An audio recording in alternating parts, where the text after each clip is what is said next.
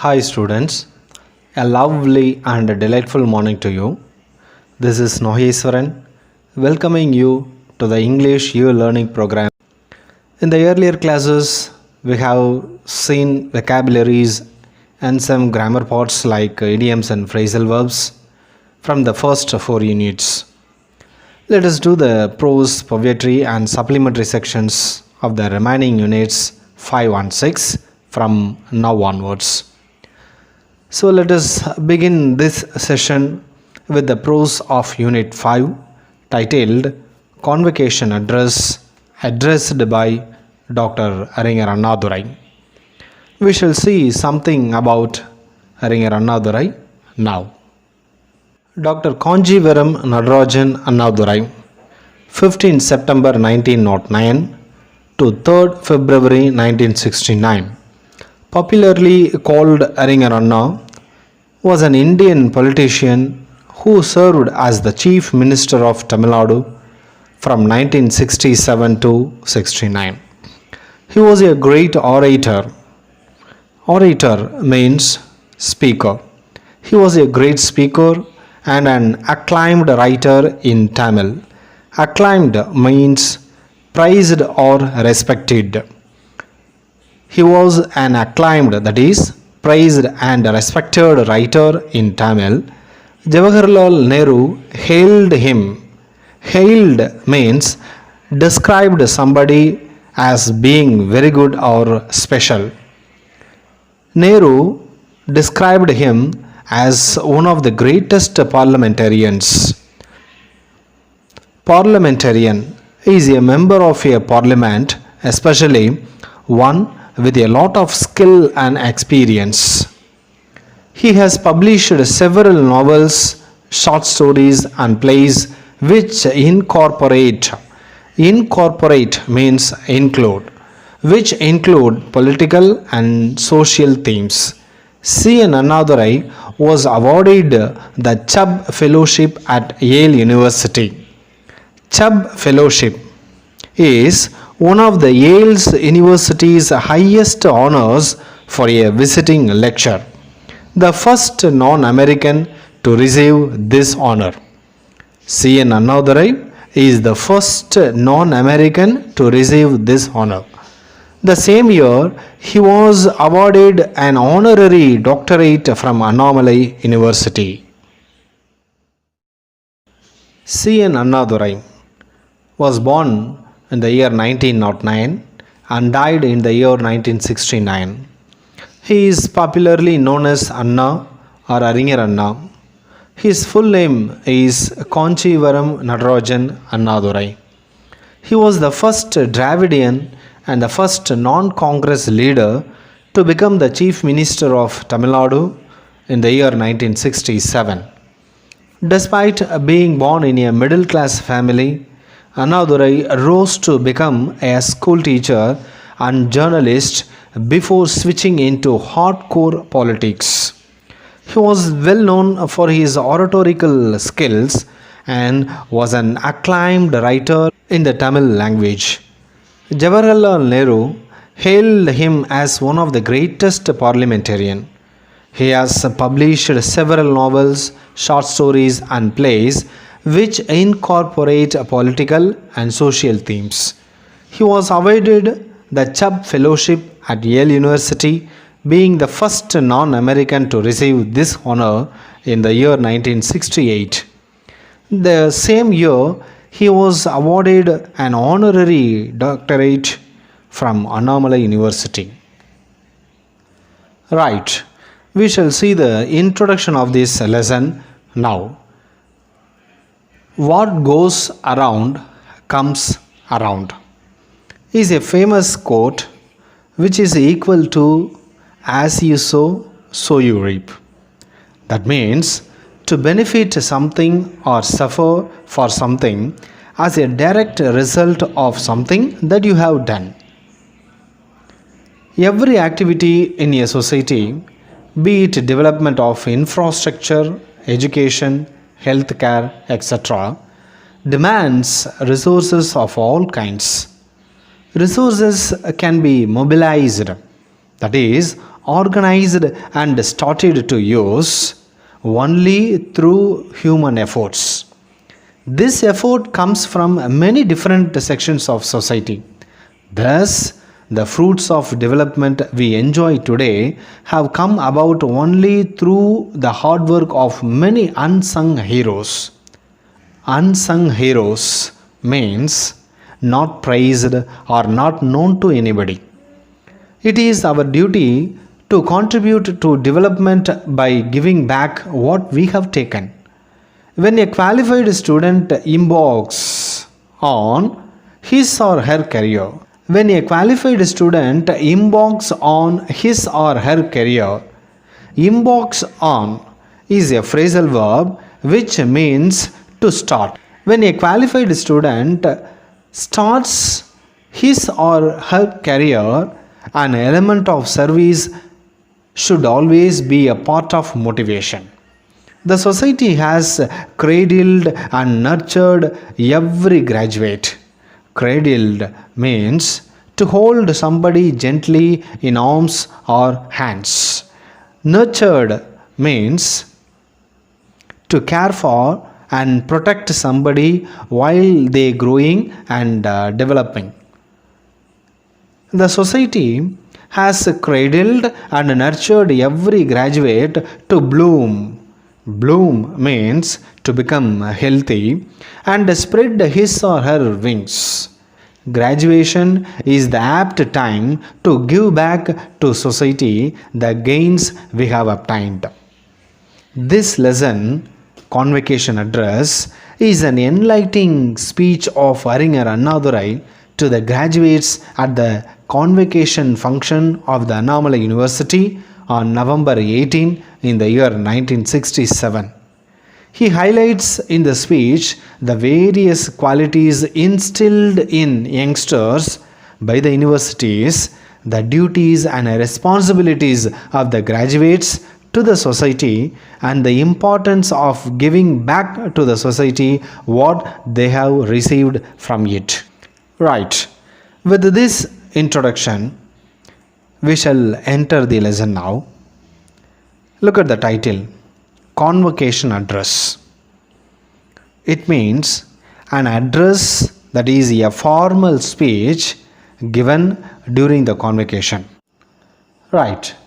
Reading of the first paragraph comes now. The lesson starts from the page number 139 onwards. Read an excerpt from the famous address made by the great leader Arignar at the Annamalai University, Tamil Nadu, on November 18 in the year 1967 on the occasion of Convocation. The first para starts thus.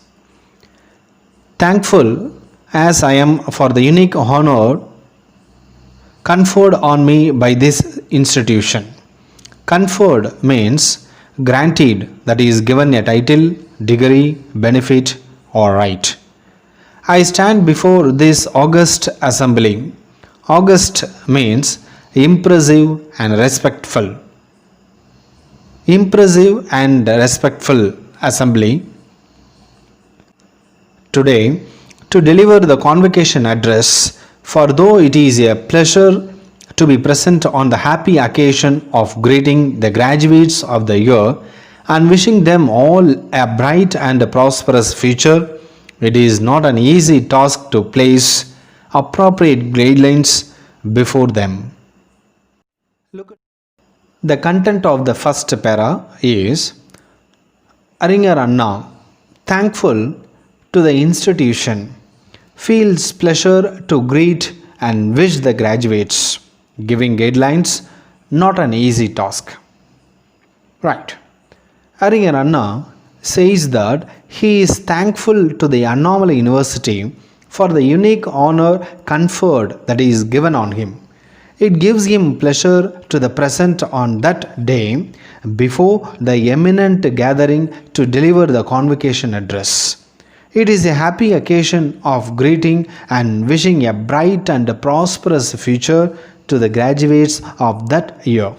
However, he feels that it is not an easy task to furnish proper guidelines before the students. Reading of the second paragraph comes now. Look at the picture here. Former Chief Minister C.N. Annadurai with the students of Yale University. How simple and colloquial Arignar Anna is. He is very jovial with his students. Right. Look at the next para now. The fact that I am conscious of my own limitations gives me a sense of relief, for I shall not attempt to offer original ideas or theories with a special stamp, but only reiterate. Reiterate means say or do again some of the cardinal principles. Cardinal means most important or fundamental. Cardinal principles enunciated. Enunciated means spoke clearly.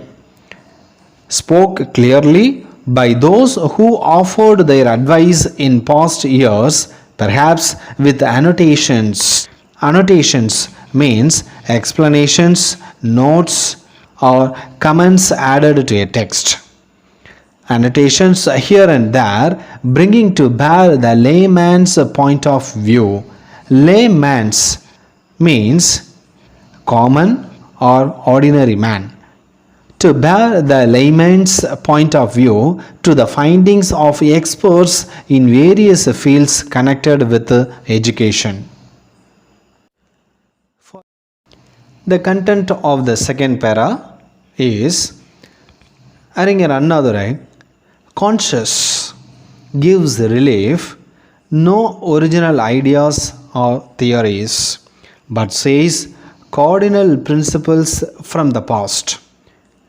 Wishes to say the ordinary men's as well as experts' advice with some annotations. Right. Arignar Annadurai accepts that he is aware of his own limitations. It gives him a sense of relief because he will not attempt to offer any original ideas or theories to the outgoing students. But instead of that, he will give some of the fundamental principles declared by the people who used to offer their advice in the past years. He wishes to tell about the layman's, that is, ordinary men's principles, as well as the findings and ideas of experts in the fields of education by adding some annotations, that is, by giving necessary explanations. Right. Reading of the third para starts now. For better understanding, what does the speaker try to convey in the beginning of his speech? The answer is, the speaker tries to convey that he shall not attempt to offer original ideas or theories with a special stamp because he is conscious of his own limitations. But he will tell some of the main principles spoken clearly by those who offered their advice in the past years. He may add some annotations here and there. He claims to represent a common man in all his strength. Right. Next. Para 3 begins. This is the age of the common man, whatever the regrets some might have. And it is his point of view that matters most, and I do claim to represent him in all his ruggedness. Ruggedness means strength or toughness. The idea of this para is the age of common man, whatever the regrets. Common man's points of view, Arignar Anna claims and represents the common man, having faith on him, especially having faith on his strength. Right. He says that he claims to represent the common man in all his strength. Irrespective of the regrets of some people, it is the common man's point of view which concerns most in the society. The reason is well known that this is the age of the common man. Right. Next, para 4 comes. Systems and schools of thought, whether it is in philosophy or politics, ethics or economics, are certainly meant for him. Him refers to the common man, that is the layman. Universities as the repositories of knowledge. Repositories means storehouses. Universities as the storehouses of knowledge and the nursing ground for the emissaries. Emissaries means deputies. The nursing ground for the deputies of thought, wisdom and service have got a prominent role. Prominent means important to play, and the prominence is growing every day as more and more individuals get themselves equipped for the task. Equipped means prepared to do any service. Equipped for the task of bettering society in all its age, when we have eschewed. Eschewed means have nothing to do with, or to deliberately avoid or keep away from something. Monarchy. Monarchy means a system of government by a king or queen. And autocracy. Autocracy means a government by one ruler. That means a country that is ruled by only one person who has complete power. Right. And have inaugurated, that is started, the era of democracy. What Arignar Anna wants to say here is systems and schools of thought, whatever it means, surely for laymen, that is ordinary men. Universities, repositories, that is storehouses of knowledge, nursing ground, wisdom and service, every individual having prominent role, bettering society, eschewing monarchy and autocracy, inaugurating the democracy. Right. Systems and schools of thought are definitely meant for the common man. It is applicable for anything like philosophy, politics, ethics, or economics. Universities have got an important role to play. They are the storehouses of knowledge and the nursing ground for the representatives of thought, wisdom, and service. So, the importance of universities is growing every day as more and more individuals get themselves prepared for the task of bettering, that is, improving society in all its age. It happens when we have nothing to do with monarchy, that is, a system of a king's rule, an autocracy, that is, a government by a single person who has unlimited power, and now have inaugurated, that is, started the era of democracy. Let us go to the fifth para now. The fifth para begins thus. During the monarchical or feudal days, feudal means having to do with the Middle Ages, old, that is, the social system that existed during the Middle Ages. Universities had to train scholars and poets to adorn the chambers. Adorn means decorate the chambers of royalty or the gilded mansions. Gilded means covered with gold, of lords and nobles, and their wisdom was meant for the mansion, not for the marketplace. Those were days when numbers did not count, nor were eminent scholars asked to face the problems confronting the masses. Confronting means aggressively resisting or opposing. They were content to work in secluded spheres. Secluded spheres means isolated areas. Far from the din. Din means a loud and unpleasant noise that lasts for a long time, and noise of the common man, and weave the costly fabric of philosophy of poetry, which in turn was to be converted into dazzling garments for the select and the privileged. Privileged means honored and having special rights or advantages. Let us go to the explanation for this para now.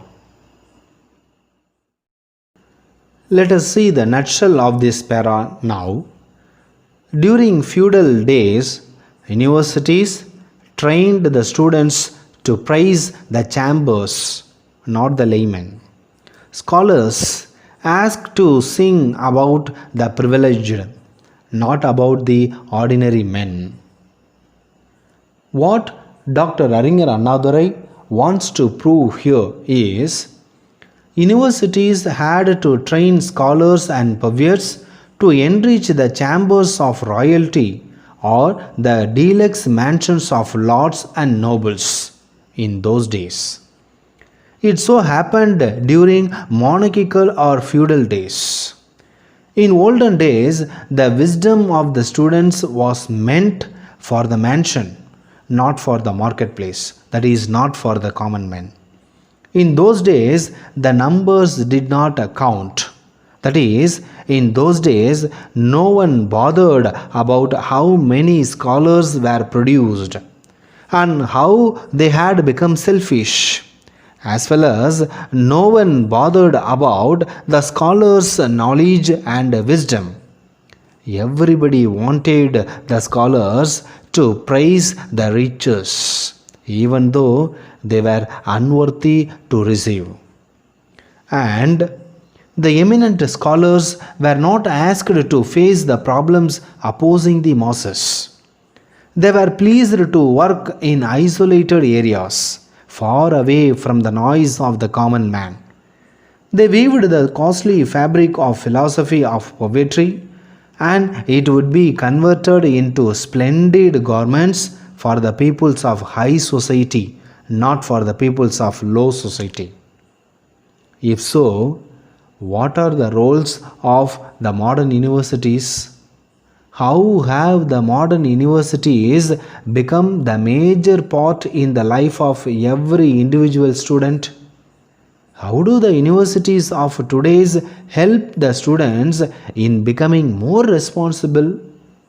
What are the moral duties and responsibilities of universities as well as the students? To get those answers for those questions, we have to wait for one more session. We shall discuss them in the next episode. So, meet you there. Thank you for watching. Take care. Bye bye.